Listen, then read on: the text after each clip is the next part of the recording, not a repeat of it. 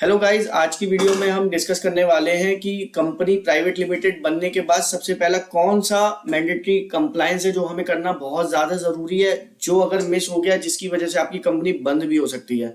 वो उस फॉर्म का नाम TA, that is for commencement of business. आपको सब ये ध्यान रखना है कि जैसे ही आपकी प्राइवेट लिमिटेड बनी है उसके 180 डेज के अंदर आपको कमेंसमेंट ऑफ बिजनेस का फॉर्म फाइल करना बहुत ही ज़्यादा ज़रूरी है।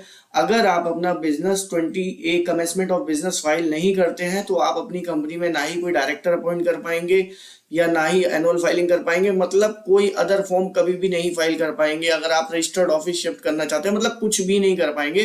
तो 20A is a very important form जो कि आपको याद रखना है और विद इन टाइम आपको फाइल करना है। अब क्या दिक्कत आती है 20A में, क्या डॉक्यूमेंट रहेंगे, क्या प्रोसीजर रहेगा, किस तरीके से फाइल करना है, किस तरीके का फॉर्म होता है, तो वो अभी आप इस वीडियो में एंड तक बने रहें सो डैट कि मैं आपको इसमें सारी डिटेल आपको बता सकूं। तो क्या चेकलिस्ट रहने वाली है, क्या रजिस्ट्रेशन प्रोसेस है, आप देख सकते हैं। आपको सबसे पहले बैंक अकाउंट खोलना है, आपके पास एक बैंक अकाउंट होना चाहिए और आपकी प्रीमाइसेस की फोटो होनी चाहिए जो कि आप इस फॉर्म को बनाते टाइम उसमें अटैच करेंगे, जो कि मैंडेटरी डॉक्यूमेंट है इस फॉर्म को फाइल करने के लिए। तो आप देख सकते हैं फॉर्म कुछ इस टाइप का दिखता है।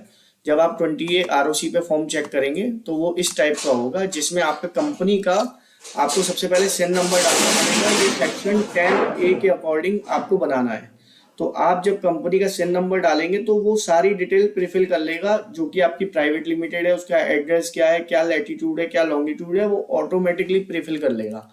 उसके बाद आपसे पूछेगा कोई सेक्टोरियल रिक्वायरमेंट आपके पास है या नहीं, तो आप उसमें नो कर दो, क्योंकि आपको उसकी कोई जरूरत नहीं है। प्राइवेट लिमिटेड को बेसिकली RBI की कोई अप्रूवल की जरूरत नहीं होती। तो उसके बाद वो ये पूछेगा कि ये जो कंपनी बनी है बेसिकली कितने बंदों ने मिलकर बनाई है, तो उन दोनों बंदों का नाम आना चाहिए और उन्होंने सब्सक्रिप्शन मनी डाला है कि नहीं डाला। जितने लाख से उन्होंने कंपनी बनाई थी, जो पेड अप कैपिटल रही थी, उसका सब्सक्रिप्शन मनी मतलब उतने जितने शेयर उन्होंने लिए हैं वो अमाउंट उनका बैंक अकाउंट में आया है कि नहीं आया। तो वो डिटेल हमें डालनी पड़ती है, किस दिन आया है, और इसको सर्टिफाई करने के लिए हमें बैंक स्टेटमेंट लगाना पड़ता है। और आपका ऑफिस वहां पे है कि नहीं है तो उसकी हमें कुछ फोटोज भी लगानी पड़ती हैं।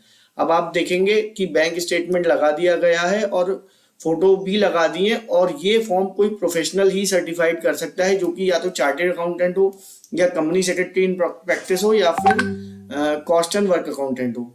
वही लोग जो प्रोफेशनल हैं, जो प्रैक्टिस कर रहे हैं, वही इस फॉर्म को सर्टिफाइड कर सकते हैं। सर्टिफिकेशन मैंडेटरी है इस फॉर्म में, इसको फॉर्म को फाइल करने से पहले।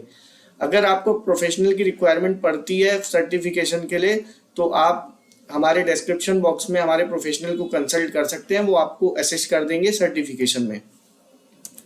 तो कुछ इस तरीके का बैंक स्टेटमेंट होता है जो PDF फॉर्म में आपको अपलोड करना रहता है। आप देख सकते हैं लोगों का, देखिए आप जिन्होंने कंपनी खोली उनका सब्सक्रिप्शन अमाउंट यहाँ पे आ चुका है सक्सेसफुली। और इस तरीके से कुछ फोटोज वगैरह जो होती हैं कि हमें अपलोड करनी पड़ती हैं। Once you upload the form, जब आप फॉर्म अपलोड कर दोगे तो एक गवर्नमेंट की बेसिक फीस होती है जो कि 300 रुपए से लेके 600 रुपए तक की चालान होता है जो आपको पे करना पड़ता है। ये देखिए इसका सक्सेसफुली पे हो गया। इस केस में क्या हुआ था, इन्होंने 180 डेज में फॉर्म फाइल नहीं करा था तो इनकी लेट फीस आ गई।